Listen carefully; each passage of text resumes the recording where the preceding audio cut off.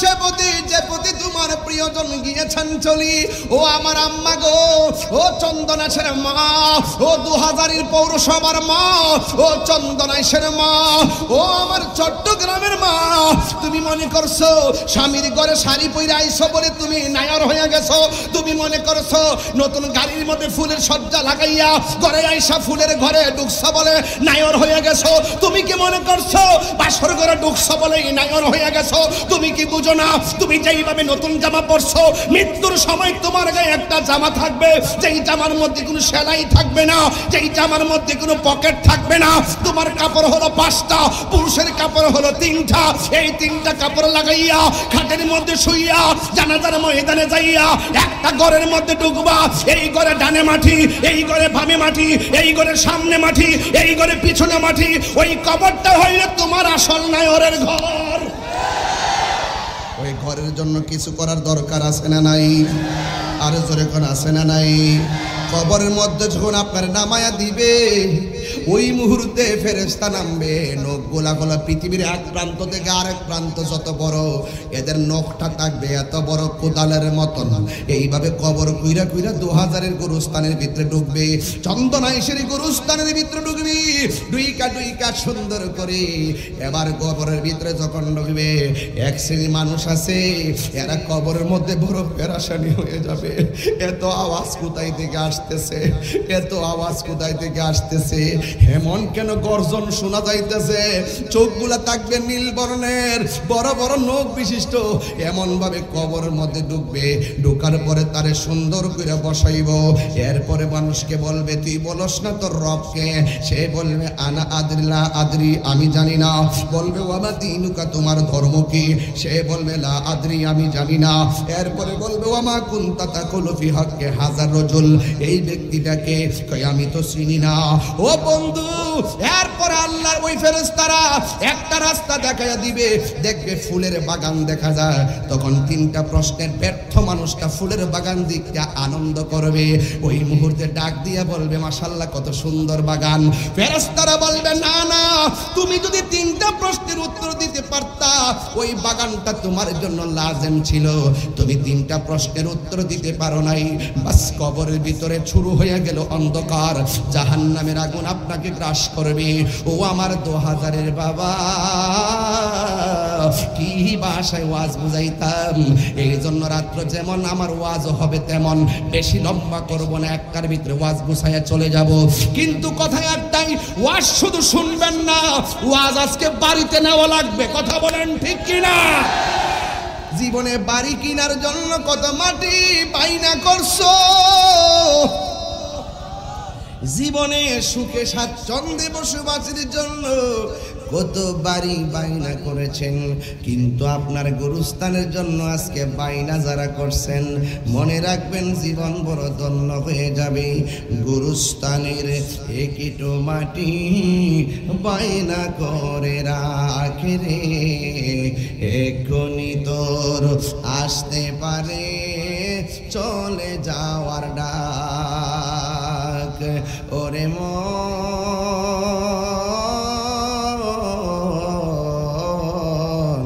গুরুস্থানের একটু মাটি বাইনা করে রাখে রে, এখনই তোর আসতে পারে চলে যাওয়ার ডাক। ঠিক কিনা?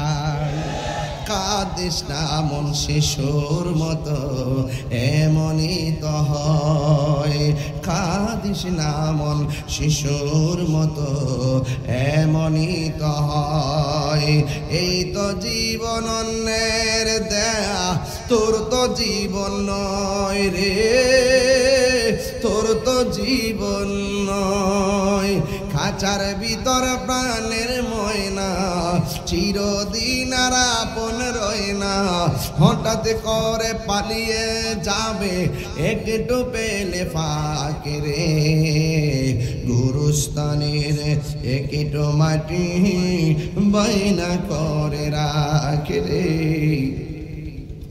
এক্ষুনি তোর আসতে পারে চলে যাওয়ার ডাক। ওরে মন,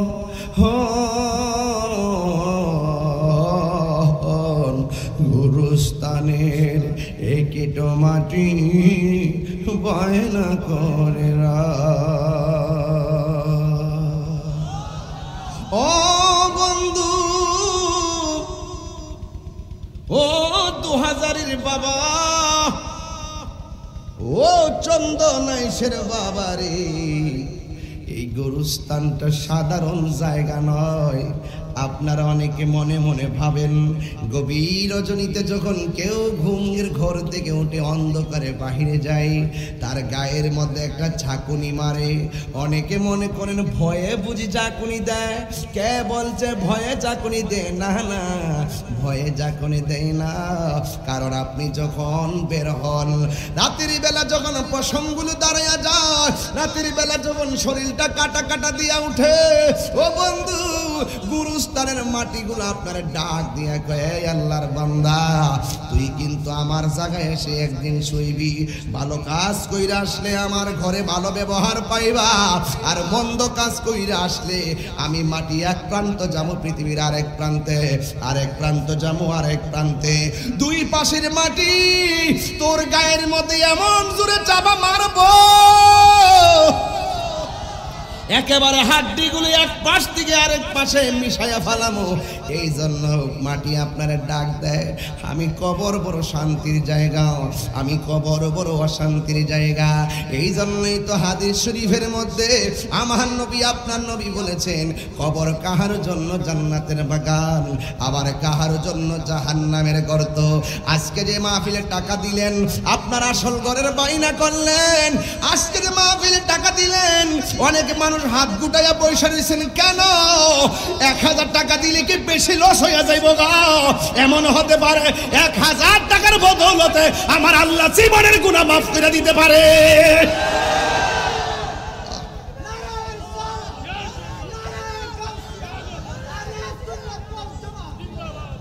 এই জন্য যুবক, সময়ের 1 ফুর, অসময়ের 10 ফুর। মরার পরে কিছু নাই, মরার পরে হলো হিসাব আর হিসাব। কামাতা দিন তো দান, যেমন কর্ম তেমন ফল, যেমন কর্ম তেমন ফল। এই জন্য যুবক আমার টাকা দিলে লস নাই।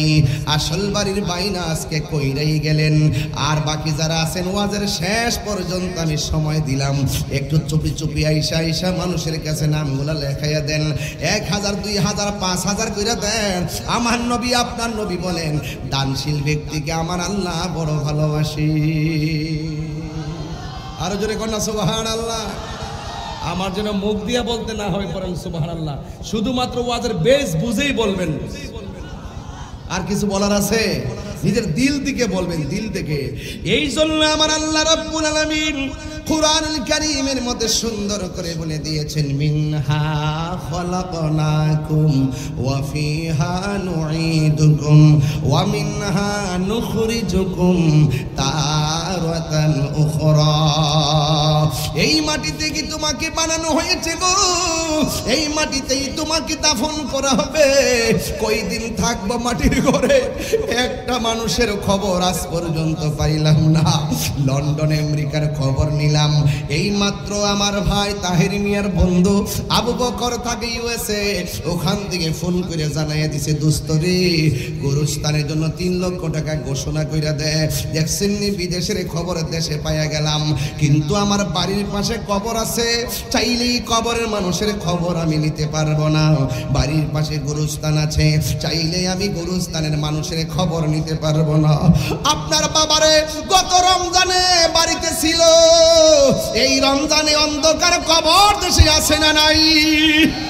গত রমজানে মায়ের সঙ্গে ইফতার করছো, এই রমজানে মা নাই। তাই তো গত 3 বছর আগে ঈদগার কোনায় গেলাম, দেখলাম মানুষের গায়ের মধ্যে নতুন জামা লাগিয়ে রেখেছে।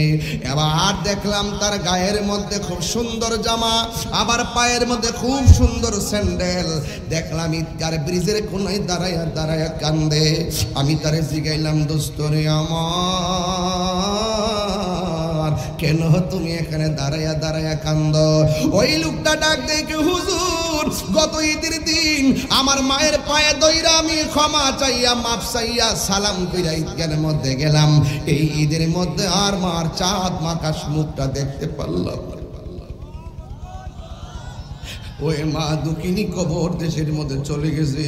ও আমার বাবা, কি দিয়ে আজ আমি বুঝাইতাম? আমি প্রথম বেলায় বলছি নিঃশ্বাসের কোনো বিশ্বাস নাই, যেতে হবে একটা ঘর, ওই ঘরের নাম হলো কবর। আপনারা জবান খুলে কোন কবর কি আসল ঘর না নকল ঘর? এই আওয়াজে মানি না, জোরে বলো, 3 বার বলুন, বড় করে বলুন, আওয়াজ করে বলুন। আসল ঘরের বাইনার দরকার আছে না নাই? ওই ঘরের ভিতরে সুকেস থাকে, ঘরের ভিতরে খাট থাকে, ঘরের ভিতরে আলমারি থাকে, ঘরের ভিতরে কত কিছু থাকে, সোফা সেট থাকে, ডাইনিং থাকে। এরপরে ঘরটা সুন্দর দেখা যায়।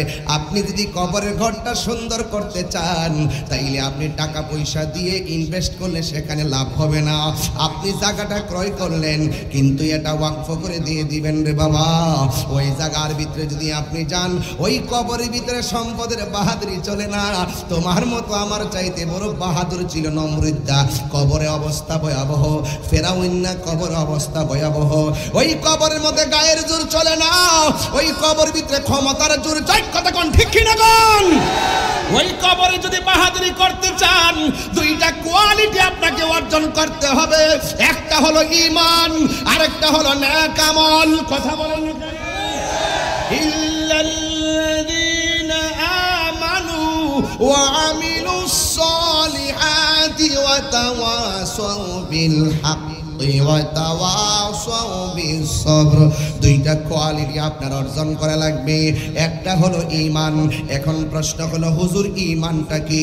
এই ঈমানটা হলো ঈমানদাররা ওয়াকুলু কাওলান সাদীদা। আল্লাহ বলে ঈমানদাররা সব সময় সত্য কথা বলবে। কিন্তু দেখা যায় আজকালের মানুষ নিজেদেরকে মুমিন দাবি করে, নিজেদেরকে মুসলমান দাবি করে, মুখের মধ্যে ইসলাম আছে, অন্তরের মধ্যে ইসলাম নাই। হাত তুলে বলো ঠিক কিনা বলো। অন্তরের মধ্যে ইসলাম আছে, আর সকালে কয় এক কথা, বিকালে কয় আর এক কথা। এদের নাম কি মুমিন না মুনাফিক? এই আওয়াজে মানি না, 3 বার কোন নাম কি? এই মুনাফিকদের সাথে সুন্নিদের সম্পর্ক, সম্পর্ক, সম্পর্ক, সম্পর্ক করবেন কার সাথে? আমার আল্লাহ বলে দিয়েছেন, কুনু মাসাদিকিন। সম্পর্ক হবে সত্যবাদীদের সঙ্গে, আর সত্যবাদী হলো আল্লাহর ওলিগণ। কথা কম আরো বড় করে বলুন। তাইলে সম্পর্ক আল্লাহর ওলিদের সঙ্গে হবে। চালাও সে পথে যে পথে তোমার প্রিয়জন গিয়েছেন চলি। ও আমার আম্মা গো, ও চন্দনাশের মা, ও 2000 পৌরসভার মা, ও চন্দনাশের মা, ও আমার চট্টগ্রামের মা। তুমি মনে করছো স্বামীর ঘরে শাড়ি পরে আইছো বলে তুমি নায়র হয়ে গেছো? তুমি মনে করছো নতুন গাড়ির মধ্যে ফুলের সজ্জা লাগাইয়া ঘরে আইসা ফুলের ঘরে ঢুকছো বলে নায়র হয়ে গেছো? তুমি কি মনে করছো বাসর ঘরে ঢুকছো বলে নায়র হয়ে গেছো? তুমি কি বুঝো না, তুমি যেইভাবে নতুন জামা পরছো, মৃত্যুর সময় তোমার গায়ে একটা জামা থাকবে, যেই জামার মধ্যে কোনো সেলাই থাকবে না, যেই জামার মধ্যে কোনো পকেট থাকবে না। তোমার কাপড় হলো 5টা, পুরুষের কাপড় হলো 3টা। এই 3টা কাপড় লাগাইয়া খাটের মধ্যে শুইয়া জানাজার ময়দানে যাইয়া একটা ঘরের মধ্যে ঢুকবা। এই ঘরে ডানে মাটি, এই ঘরে বামে মাটি, এই ঘরে সামনে মাটি, এই ঘরে পিছনে মাটি। ওই কবরটা হইলে তোমার আসল নায়রের ঘর। ওই ঘরের জন্য কিছু করার দরকার আছে না নাই? আর জোরে কোন আছে না নাই? কবরের মধ্যে যখন আপনার নামায়া দিবে, ওই মুহূর্তে ফেরেশতা নামবে। নখ গোলা গোলা, পৃথিবীর এক প্রান্ত থেকে আরেক প্রান্ত যত বড়, এদের নখটা থাকবে এত বড় কোদালের মতন। এইভাবে কবর কুইরা কুইরা 2000 গরুস্থানের ভিতরে ঢুকবে। চন্দনাইশের গরুস্থানের ভিতরে ঢুকবি, ডুইকা ডুইকা সুন্দর করে। এবার কবরের ভিতরে যখন ঢুকবে, এক শ্রেণীর মানুষ আছে, এরা কবরের মধ্যে বড় পেরেশানি হয়ে যাবে।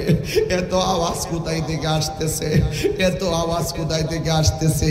এমন কেন গর্জন শোনা যাইতেছে, চোখগুলা থাকবে নীল বর্ণের, বড় বড় নখ বিশিষ্ট, এমন ভাবে কবরের মধ্যে ঢুকবে। ঢোকার পরে তারে সুন্দর করে বসাইব। এরপরে মানুষকে বলবে তুই বলস না তোর রবকে? সে বলবে আনা আদরিলা আদরি, আমি জানি না। বলবে ওয়ামা দিনুকা, তোমার ধর্ম কি? সে বলবে লা আদরি, আমি জানি না। এরপরে বলবে ওয়ামা কুনতা তাকুলু ফি হাক্কি হাযার রাজুল, এই ব্যক্তিটাকে কই আমি তো চিনি না। ও বন্ধু, এরপরে আল্লাহর ওই ফেরেশতারা একটা রাস্তা দেখাইয়া দিবে, দেখবে ফুলের বাগান দেখা যায়। তখন তিনটা প্রশ্নের ব্যর্থ মানুষটা ফুলের বাগান দেখতে আনন্দ করবে। ওই মুহূর্তে ডাক দিয়া বলবে মাশাআল্লাহ কত সুন্দর বাগান। ফেরেশতারা বলবে না না, তুমি যদি তিনটা প্রশ্নের উত্তর দিতে পারতা ওই বাগানটা তোমার জন্য লাজেম ছিল। তুমি তিনটা প্রশ্নের উত্তর দিতে পারো নাই, বাস কবরের ভিতরে শুরু হয়ে গেল অন্ধকার, জাহান্নামের আগুন আপনাকে গ্রাস করবে। ও আমার 2000-এর বাবা, কি ভাষায় ওয়াজ বুঝাইতাম। এই জন্য রাত্র যেমন আমার ওয়াজ হবে তেমন, বেশি লম্বা করব না, একটার ভিতরে ওয়াজ গুছাইয়া চলে যাব। কিন্তু কথা একটাই, ওয়াজ শুধু শুনবেন না, ওয়াজ আজকে বাড়িতে নেওয়া লাগবে। কথা বলেন ঠিক কিনা? কোথায় নিতে হবে? বাড়িতে ওয়াজ নেওয়া লাগবে। আর যদি আপনি ইমানদার হতে পারেন, তখন ওই মুহূর্তে ফেরেশতারা আপনার সামনে আসবে। বন্ধু বন্ধুর সঙ্গে যেমন করে কথা বলে, বন্ধু বন্ধুর সঙ্গে যেমন করে কোলাকুলি করে, বন্ধু বন্ধুর সঙ্গে যেমন করে হাতটা মিলায়, ওই মুহূর্তে ওইভাবে দুইটা ফেরেশতা কবরের মধ্যে নামবে। নাইমা ওই মুর্দারটার জিন্দা কইরা প্রথম সালাম দিবে। আমি প্রায় মাহফিলের মধ্যে বলতাম, যারে মাটিও খায় না, জমেও সয় না, ওরা কারা? ওরা হলো প্রেমিক। মানুষের বডির মধ্যে গোশত আছে না নাই? গোশতের ভিতরে একটা গোশতের টুকরা আছে, ওই টুকরার নাম হলো কলব। ওই টুকরাটা সুস্থ থাকলে দেহটা সুস্থ থাকে, টুকরাটা অসুস্থ হয়ে গেলে দেহটা অসুস্থ হয়ে যায়। ওই টুকরার নাম হলো ওয়াহিয়াল কলব। ওই টুকরাটা হলো কলব।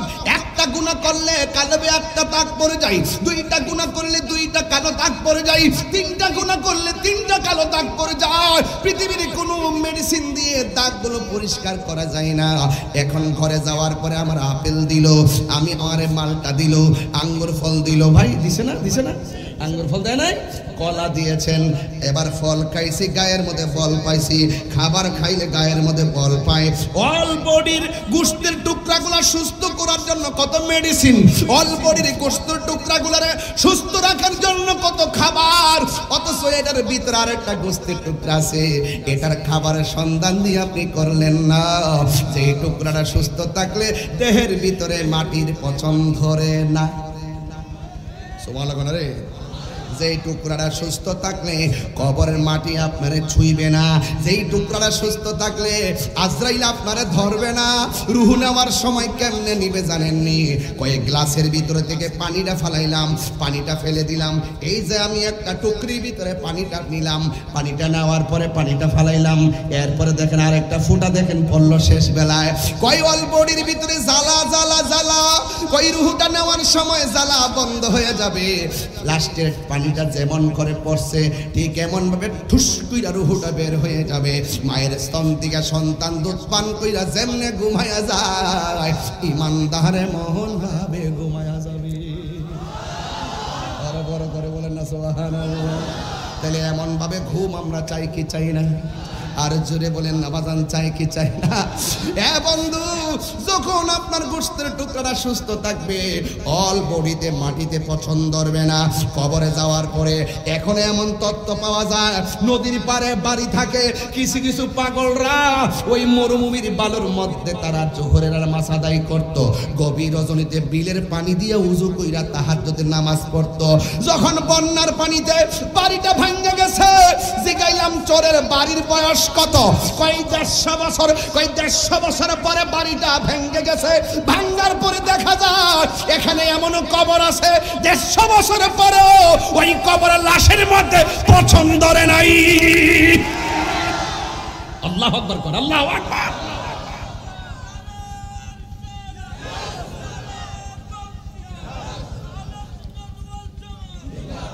আল্লাহু আকবার, আল্লাহু আকবার।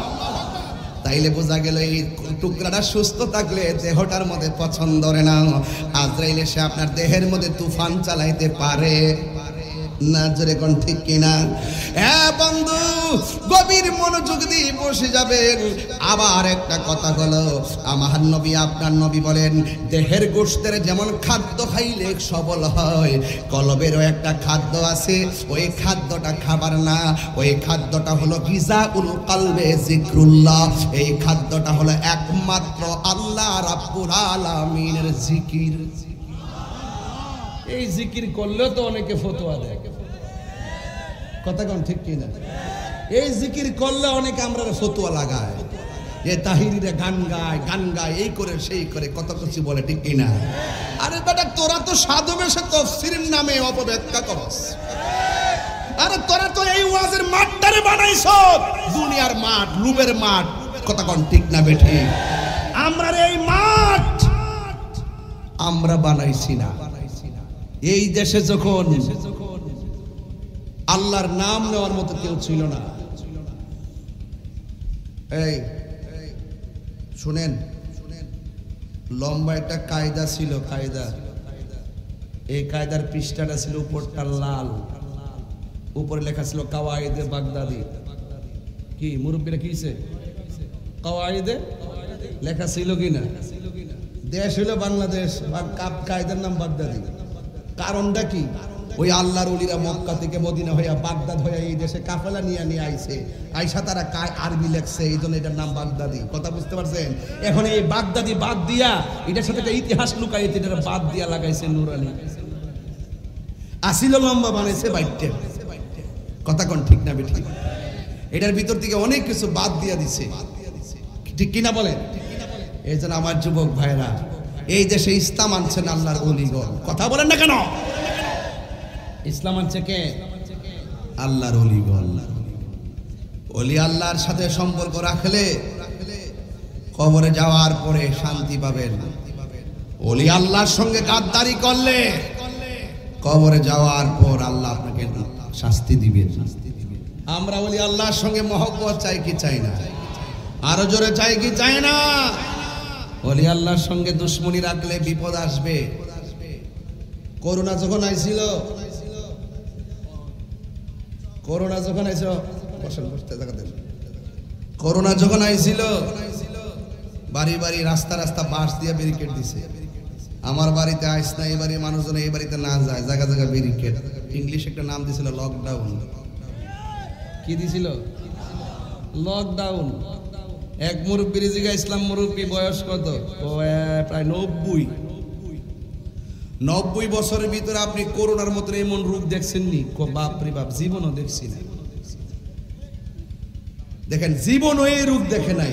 লকডাউন যদি বেশি বাড়েন, ওলি আল্লাহর বিরুদ্ধে যদি আর বেশি বাড়েন, তাহলে এমন রূপ দিব যে এটার সুস্থতা থাকার আলামত হইল লকডাউন না লগ আউট। এতদিন তো ঘরে আসলেন, ঘরে বাইরে করে দিব, যে বাইরে থাক, ঘরে গেলে রূপটা ধরবো। বাইরে বাইরে থাক, বাইরে বাইরে ঘুর। আল্লাহর কাছে কোনো কিছু অভাব নাই। ইন্না বাতশা রাব্বিকা লাশাদীদ। কত কিছু যা আছে। এই খবরদার, সীমা লঙ্ঘন করবেন না। ওয়ালা তাআওয়ানু আলাল ইসমি ওয়াল উদওয়ান। সীমা লঙ্ঘন করা যাবে না। যারা সীমা লঙ্ঘন করে তাদেরকে সাপোর্ট দেওয়া যাবে না। কথা বলেন ঠিক কিনা? ওই কবরের ভিতরে আযাব কি সত্য না মিথ্যা? আরো বড় করে বলেন, সত্য না মিথ্যা? আল্লাহর হাবিব কবরের আযাব দেখার ক্ষমতা আছে না নাই? আল্লাহ বলছেন, ওয়ামা ইয়াস্তাবিল আহইয়াউ ওয়ালাল আমওয়াত। মাটির উপরে যারা চলাফেরা করে তারা আর মাটির নিচে যারা এতিম হয়ে পড়ে আছে তারা এক সমান নয়। যারা উপরে চলাফেরা করে তারা আর মাটির নিচে যারা আছেন তারা এক নয়। এই জোহাজারিতে কবরস্থানে যারা পড়ে আছে তাদের কবরে জাহান্নামের আগুন জ্বলতেছে। তারা বলতেছে বাঁচাও বাঁচাও, কিন্তু আমাদের দুনিয়ার কেউ তাদের আওয়াজের তাদের কান্নার আওয়াজ শুনিও না, এবং তাদের কবরের আযাবকে লাঘব করার কোনো ক্ষমতাও রাখি না। কথা বলেন ঠিক না বেঠিক? তাইলে এই জন্য যেই ঘরের মধ্যে চলে গেলে দুনিয়ার কেউ আর আমাদেরকে সহযোগিতা করতে পারবে না, এই ঘরে যাওয়ার আগে আপনার কিছু কাজ আছে। সেই কাজ হলো 1 নম্বর ঈমান আপনাকে ঠিক করতে হবে। 2 নম্বর হলো আমল ঠিক করতে হবে। নবীর সাহাবী হযরতে উসমান যুন্নুরাইন সব জায়গায় গেলে আনন্দিত ছিলেন, কিন্তু একটা জায়গায় গেলে চোখের পানি ফেলে কান্না করতেন। সেই জায়গাটা হলো কবর। ওনাকে জিজ্ঞেস করা হলো, হে উসমান, সব জায়গায় গেলে আপনি সব জায়গায় গেলে আপনি আনন্দিত থাকেন। কিরে বাবা, তারা কিসে এরা মরতো না, সার্টিফিকেট লইছে, সার্টিফিকেট। বাবা রে বাবা, চন্দন কি প্রতিদিন মাহফিল হবে? এই জায়গা কি কালকে মাহফিল হবে? হ্যাঁ, এ বেটারা ফোন দিছে, দিতেছে। মোবাইল বন্ধ করো বেটা, বাড়িতে ফোন দিয়ে বলে দাও তুমি খেয়ে ঘুমিয়ে থাকো, আমি আসতেছি। ঠিক কি না? বসো। লড়া যাবে দন্তা নোয়াকার, লড়া যাবে না। তুমি জীবন, তুমি মরণ,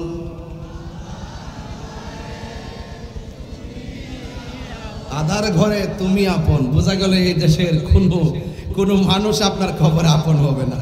যিনি কবরে আপন হবে তিনি সোনার মদিনা। আর ওই মদিনাওয়ালাকে যদি কবরে পেতে চান, 2টা কোয়ালিটি অর্জন করা লাগবে। একটা হলো ঈমান আর একটা আমল। এটাই তো বলতেছিলাম, আপনারা বুঝেন না গেলে একটু বলেন, সঙ্গীতে বলেন। কি কষ্ট হইতেছে আপনাদের? তুমি জীবন, তুমি মরণ, আধার ঘরে তুমি জীবন, তুমি মরণ, আধার ঘরে তুমি মুদের পাড়ের তরি, তুমি তুমি নিদানে তোরানে ওয়ালা ইয়া রাসূলুল্লাহ। মাশাআল্লাহ, আমার যুবক ভাইরা সবাই বলেন ইয়া রাসূলুল্লাহ, ইয়া রাসূলুল্লাহ,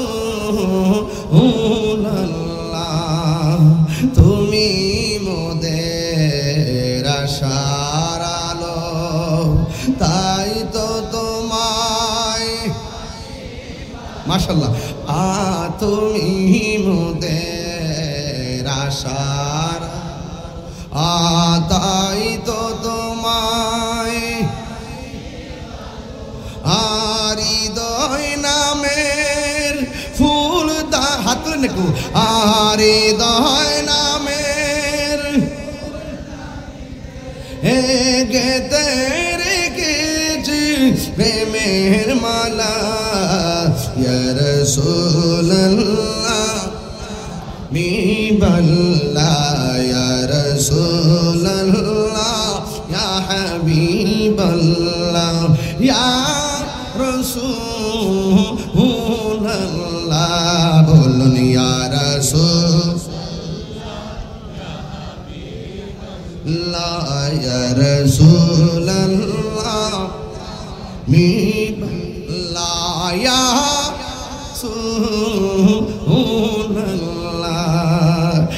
একটা জবানও বন্ধ রাখবেন না, মহব্বতে মায়ার সুরে বলুন সুবহানাল্লাহ। ও বন্ধুরি, ও যুবকের দল, আমি বলছিলাম কবর কি আসল ঘর না নকল ঘর?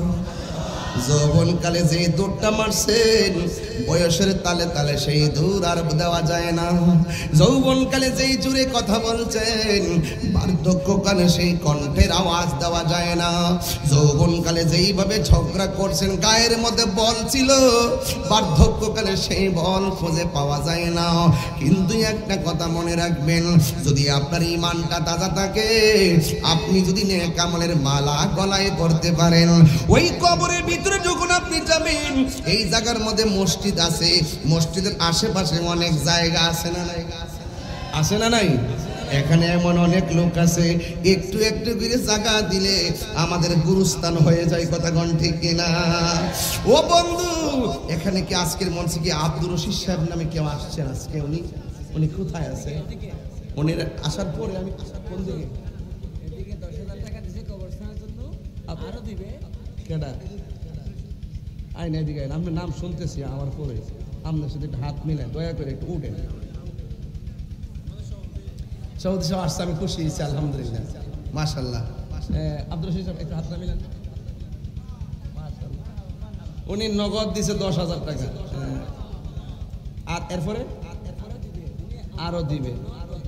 ওনার আব্বা আম্মার জন্য দোয়া চাওয়ার জন্য দিয়েছেন নগদ 10,000 টাকা। জোরে করে মারহাবা করতে গেলে নারে তাকবীর। এই আশেপাশে যে জায়গাটা আছে কিছু জায়গা দেন, আর ওই যারা যারা আছে তাদের কাছ থেকে কিছু জায়গা নেন। বলছে ওনার আব্বা এতেকাফ অবস্থা, মানে কোন বছর? 2003 এতেকাফ অবস্থা মারা গেছে। এমন সৌভাগ্য বেটার ছেলে আব্দুর রশিদ সাহেব, বুঝলেন না? মারহাবা। আল্লাহ, হ্যাঁ 21 রমজান, আল্লাহু আকবার। যে 21 রমজান মৌলা আলী রাদিয়াল্লাহু তাআলা শাহাদাত দিবস। হ্যাঁ, আল্লাহ যেন মৌলা আলী রাদিয়াল্লাহু তাআলার সঙ্গে জান্নাতবাসী করে, আমিন কর না কেন? আমাদের সভাপতি মহোদয় আসছেন। আশেপাশে যে জায়গাটা আছে, এই আব্দুর রশিদ সাহেব, আমি যদি এই এলাকায় যদি কোনো সময় ঘুরতেও আসি, আমি এই গুরুস্থানটা যদি হয়ে যায় আমারে ফোন দিয়ে নি, এলাকায় আসলে প্রয়োজন আমি এই আপনাদেরকে নিয়ে জিয়ারত করবো গোবরস্থান, এমনিতে আসবো। তবে একটা অনুরোধ করব, অন্তত পক্ষে আপনি উদ্যোগ নেন। আমাদের সভাপতি সাহেব আছেন, আরো গণ্যমান্য যারা আছেন, তাদেরকে নিয়ে উদ্যোগ কইরা এই সপ্তাহের ভিতরে ইনশাআল্লাহ গুরুস্থানের জায়গাটা ফাইনাল করেন। কারণ কি জানেন, এটা দরকার আছে। হ্যাঁ বলছে, মাশাআল্লাহ, নারে তাকবীর, নারে রিসালাহ, আহলুস সুন্নাত ওয়াল জামাত। আল্লাহ আল্লাহ, বেশি লোক না, আপনি যারা মনোনীত করছেন কয়েকজন লোকের মাধ্যমে তো সমাজের বড় বড় কাজ হবে, এটা তো আমরা জানি গো। আল্লাহ, আপনি সমাজের এমন লোকদেরকে মিলাইয়া দেন যাদের দ্বারা সমাজের এই পুণ্যবান কাজগুলো হয়ে যায়, কথা বলেন ঠিক কিনা? সবাই জিকিরি করেন লা ইলাহা লা ইলাহা ইল্লাল্লাহ, লা ইল্লাল্লাহ। বহু দূরে মাদিনা, আমরা কেমনে যাব জানি না, বলুন বহু মদিনা, আমরা কেমনে যাব জানি না। দয়া করু দয়াল আল্লাহ, দয়া পুরা মনের বাসনা, লা ইলাহা। বাবা রে, কখন যে কোন কাজ হয় বলা যায় না। ওয়াদের মাঝখানটা বিরতি সুলভ আব্দুর রশিদ সাহেবের দানটা নিয়ে গুরুস্থানের জায়গার প্রস্তাব করছিলাম। শুধুমাত্র লা ইলাহা ইল্লাল্লাহ নফিস পাদের জিকিরে টান দিছি, সাথে সাথে 2 শতক জায়গা হিসাব উঠছে। একটা স্লোগান দেন না, কি স্লোগান দেন না কেউ নাই আপনারা?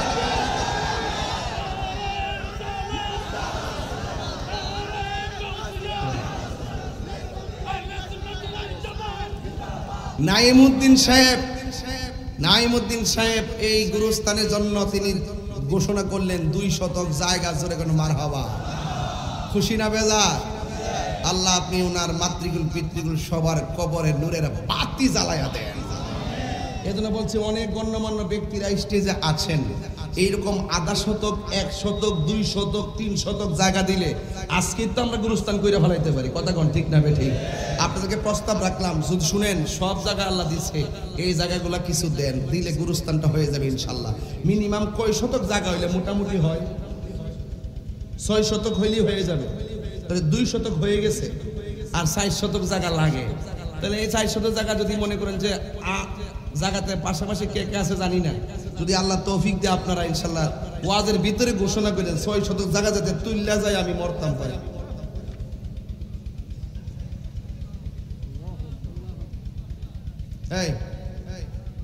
এই বাবা, আপনি চলে যাবেন, গেলে কিছু দিয়া যায়, একবারে খালি খালি যায় না। আমাদের সভাপতি সাহেব যে আমাদের এম এ জাফর সাহেব, উনি তো টাকা দিয়েছিল না, প্রথম ঘোষণা করছিলাম না 1 লক্ষ টাকা। যাক আলহামদুলিল্লাহ, আমিও খুব দেখার ইচ্ছা ছিল। আলহামদুলিল্লাহ, আল্লাহ ওনার নেক হায়াত দান করুক, আমিন কন। আল্লাহ ওনার মাতৃকুল পিতৃকুল সবার মাথায় জান্নাতের টুপি পরায় দোক, আমিন কন। যাক, এই সমস্ত হাস্তি লোকদের মাধ্যমে আমাদের সমাজের বহুত কাজ হবে ইনশাআল্লাহ। তো যাই হোক, এখানে একটা যে বসে ইসলামে কি চলে গেছে না? ওই যে আছে আছে, তোমার আমি চেক দিয়ে রাখছি, যাইলে কিছু দিয়া যাইবা। কারণ তাহির হুজুর কি মাহফিলে প্রতিদিন আসার সুযোগ আছে? এই রমজান মাসে কোথায় খাওয়ান, কোথায় ঘুম, কোনো অবস্থা ভয়াবহ। এরপরে যে কথা বলতেছি, আমি কি সমাজের বাইরে, শরীয়তের বাইরে, দলিলের বাইরে কোনো কথা বলতেছি? তবে আজকের মাহফিলের মূল উদ্দেশ্য হলো গুরুস্থানটা আর মসজিদটা। এই জন্য আমি একটু বেশি বেশি জোর দিতেছি। এই দুইটা যদি হয়ে যায়, মাহফিল সারা বছরই করা যাবে। কথা বলেন, ঠিক নেই? আল্লাহ যেন কবুল করে, আমিন কর। নামাজি রোজা সাইর না, তোমার মা বাবার খেদমত ভুইল না। বলুন নামাজ রোজা সাইর না, তোমার মা বাবার খেদমত ভুইল না।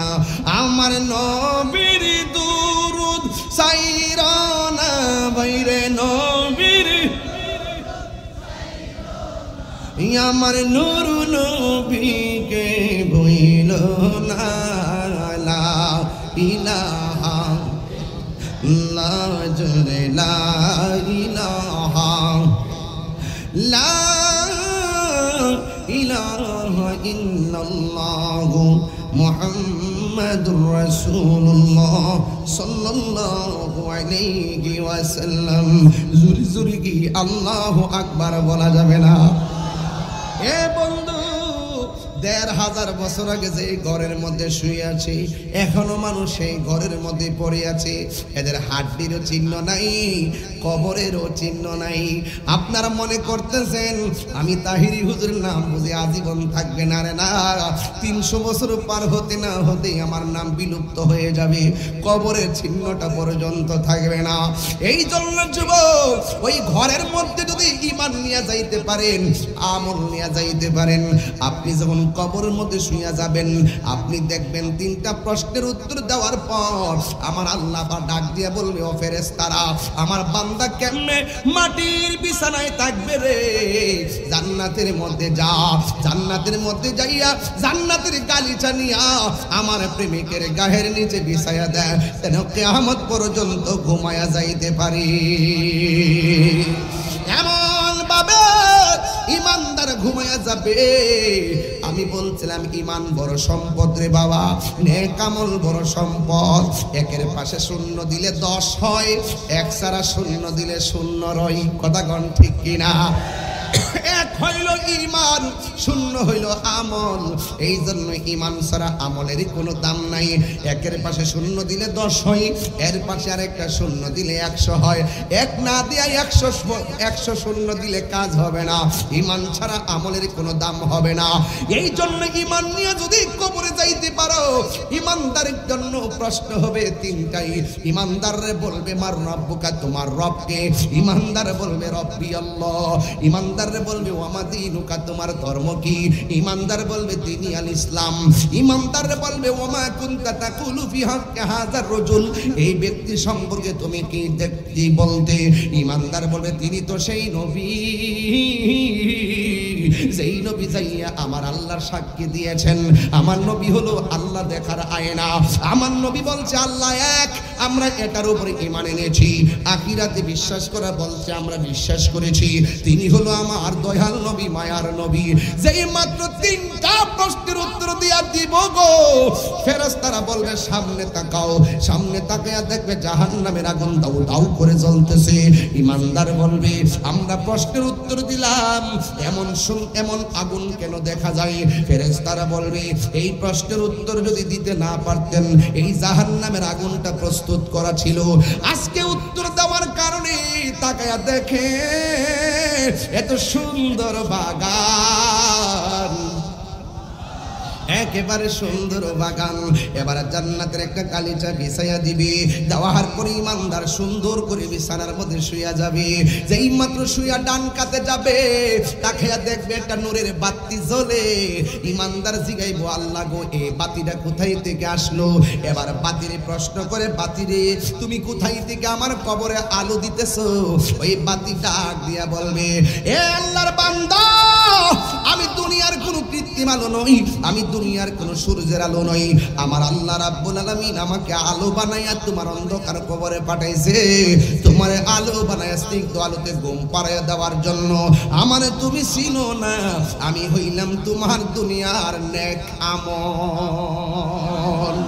এই জন্য জীবন নেক আমল, নামাজ, নেক আমল রোজা, নেক আমল হজ, নেক আমল যাকাত, নেক আমল মাহফিল, নেক আমল দুরুদ, নেক আমল জিকির, নেক আমল দান।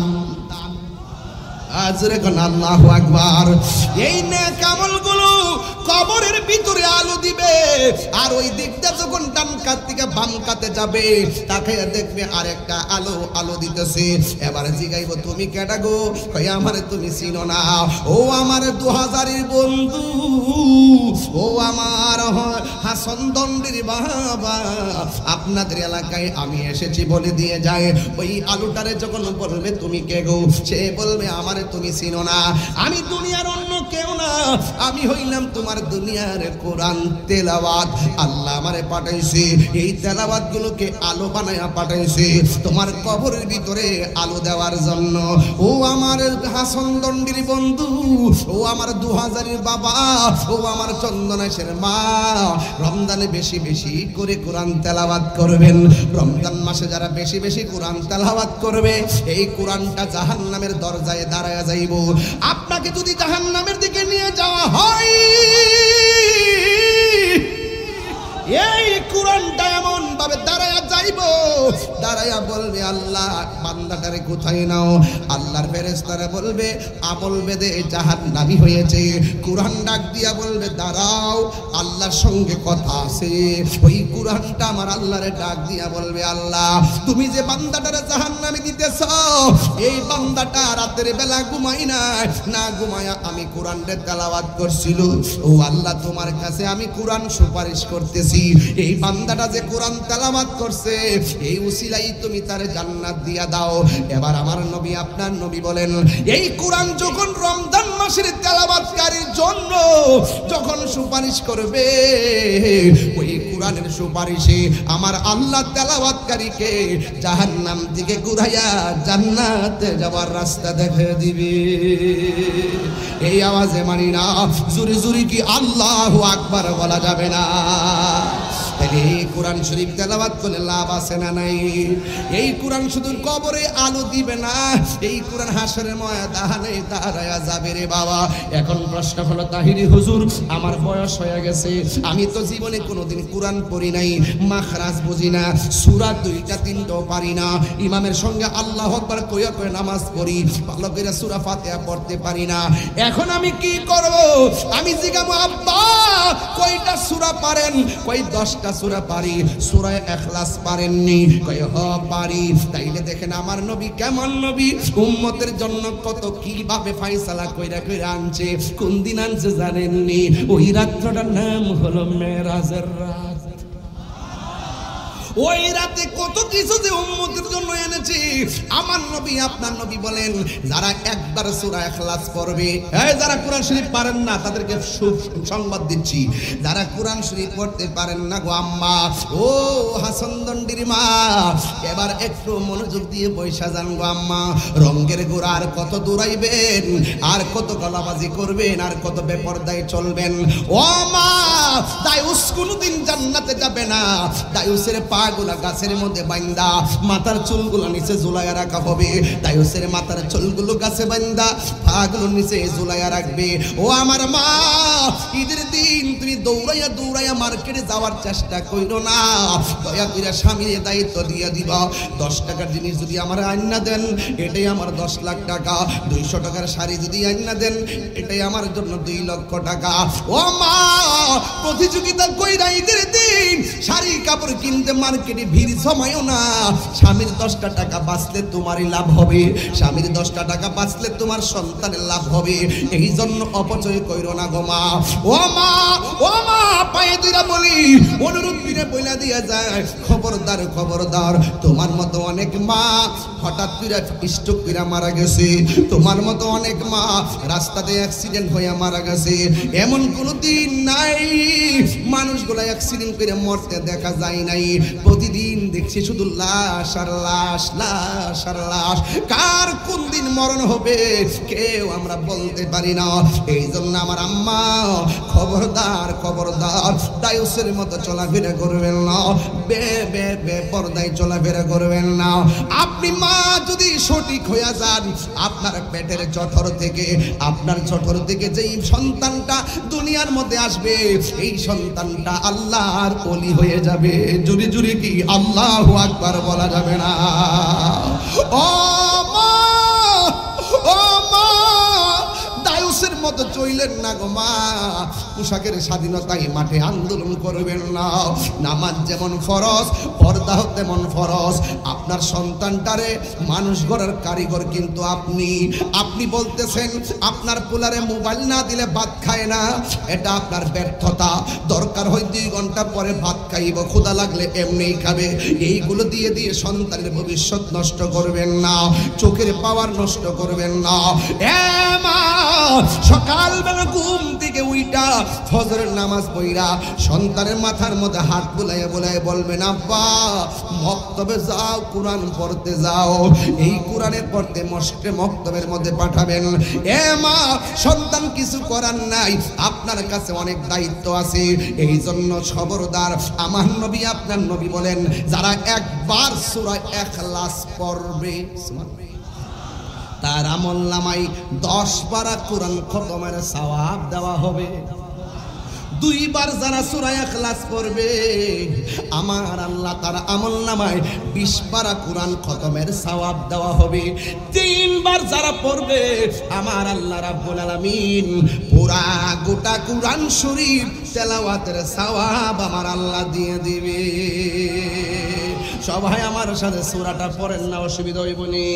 কুল হুয়াল্লাহু আহাদ আল্লাহুস সামাদ লাম ইয়ালিদ ওয়া লাম ইউলাদ ওয়া লাম ইয়াকুল লাহু কুফুয়ান আহাদ। সবাই আবার পড়েন, 3 বার পড়েন। কুল হুয়াল্লাহু لم يلد ولم يولد ولم يكن له كفوا أحد। সবাই আবার পড়েন, قل هو الله أحد الله الصمد لم يلد ولم يولد ولم يكن له كفوا أحد। এই কোরআন আমরা পড়তে চাই কি চাই না? ও বন্ধু, এই কবরে যাওয়ার পরে কোরআন আপনারে আলো দিব, আলো। জোরে জোরে কন্যা সুবহানাল্লাহ। 1 দিন না 2 দিন না, না জানি কত বছর কবরে পয়রা থাকুন লাগে রে। জাহান্নামের আগুনে জ্বললে কেমনে থাকিব গো নবী? আর আমাদের নসিবে কি আছে আমরা জানি না, কি আছে আমি জানি না। কোন দিন আমরা মরবো আমরা জানি না। এই জন্য আমি প্রায় মাহফিলে বলি, আমার মরণের কত দিন বাকি আমি জানিলাম না গো আল্লাহ। মরণের কত দিন বাকি, আমার মরণের আমি জানিলাম না গো আল্লাহ। মরণের কত দিন বাকি, আর আজরাইল আসিয়া যখন হস্তে দিবা দড়ি, আজরাইল আসিয়া যখন হস্তে দিবা দড়ি, তখন আমার মনা ভাই করবা লুকালুকি আমি জানিলাম না গো আল্লাহ মরণের কত দিন বাকি আর 40 দিনের আগে ভাইরে মৌতের নিশানি 40 দিনের আগে ভাইরে মৌতের নিশানি জমদু দেখা ইরানি চোখে দিয়া আমি জানিলাম না গো আল্লাহ মরণের কত দিন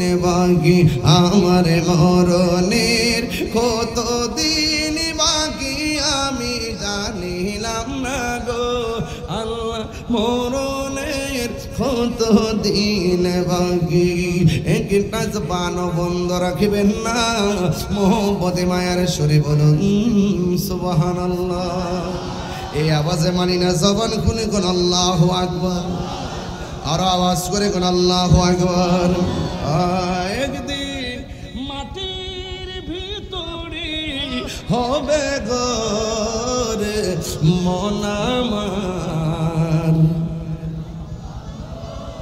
শরম লাগতেছে বিল্ডিং খান কবরে যাইবনি এটা কর না একদিন হবে ঘর মন আমার কেন বান্ধ দালান ঘরে মন আমার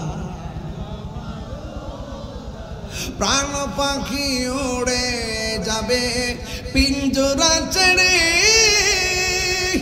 ধরা দামে সবই রবে তুমি যাবে চলে বন্ধু বান্ধব যত মাতা পিতা তারা শত হয়ে যাবে সবই তোমার পরে মন আমার কেন বন্ধ দালানে ঘর রে মন আমার কেন বন্ধ দালা সবাই মিলে একদিন মাটির ভিতরে হবে ঘর মন আমার কেন বন্ধ দালানে ঘর রে মন আমার কেন বন্ধ দালানে ঘর ঠিক কিনা আহা সাদের ঘর সাদের বাড়ি সাদের বন্ধু কেউ কবরে যাবে না আপনি জানেন না তো বন্ধু বন্ধু করেন একটু ময়রা দেখেন জানাজায় যাওয়ার সময়টা সে পায় না